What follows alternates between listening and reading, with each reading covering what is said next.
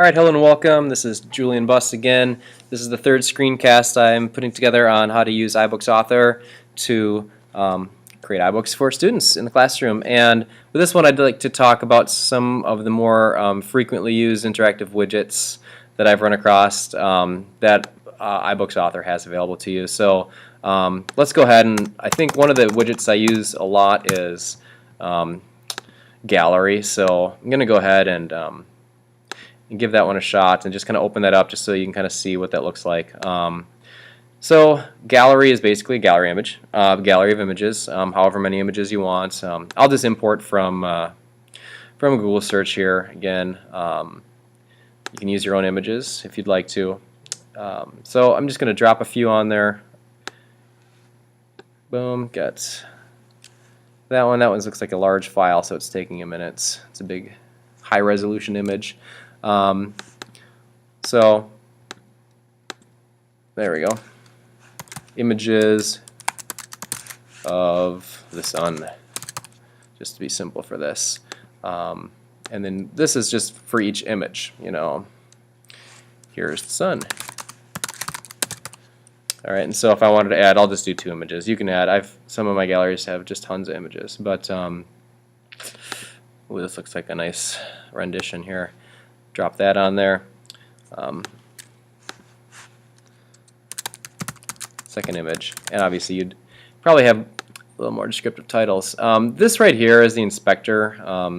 So this lets you kind of just do a few things with how the settings are going to be for the gallery or whatever it is you're looking at. If you lost that screen, you need to come back up. It's right here. It's the inspector right there. Yep. So there's that. I usually have it be. Usually have my galleries. Here we go. I usually like to show the thumbnails. So at the bottom of the screen, it shows them which thumbnail they're looking at and how many there might be to go through and so on. Other widgets that I use pretty frequently are, you know, at the end of a section you can put a nice little review or just you know, a couple quiz questions. Did the students understand? Just formative assessment. Did they get what they went through? I use a ton of popovers too. Interactive images take quite a while to get set, but they're cool. And then media, I would stay away from this with videos. The book can get really large in file size pretty quickly, and so I'm going to show you in the last screencast here how to embed, you know, YouTube videos, streaming videos, and so on, so that the videos aren't actually stored on your book. But what I do use this one for is adding audio files.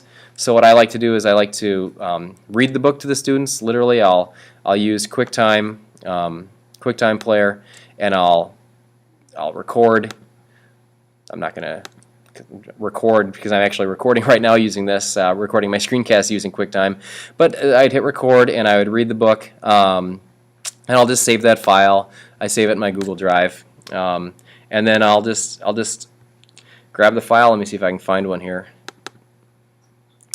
So I'll grab the first unit here. Audio file. So here's all the audio files for each page. This is, you know, for example, book 1, page 1, book 1, page 2, all the way down. My first book was 44 pages, I guess. So I'll record all the audio files, and then I'll just drag them onto the page, and then the students can listen to me reading the page to them, which, believe it or not, a lot more students use it than I thought originally. I thought I'll just, you know, it could be good for English language learners or students that might have lower than grade level reading ability, but a lot of my students are ending up having me read it to them, which the nice thing is they'll hit play, and then they can read along, they can get the pronunciations, and they can highlight their book while it's playing to them. Formation from hot material. Yeah, obviously this is not for the right book, but all right. So that's one way I could have added that also, is I could have clicked on media widget and I could have uploaded it to there, but I don't need to do that since it's drag and drop works pretty well for this. All right, well, there you go. So pretty simple. Here's a gallery, there's an audio, and on the last screencast I added a popover widget. So these aren't really going to be interactive until you preview them on your iPad. So at this point, it would be a good idea to actually hit preview, make sure your iPad's connected, and to see how everything's looking so far. If you get to the point where you want to add a new section, that's pretty easy to do. Up here where it says Add Pages, add a new section. And I don't know if that worked or not. Try it again.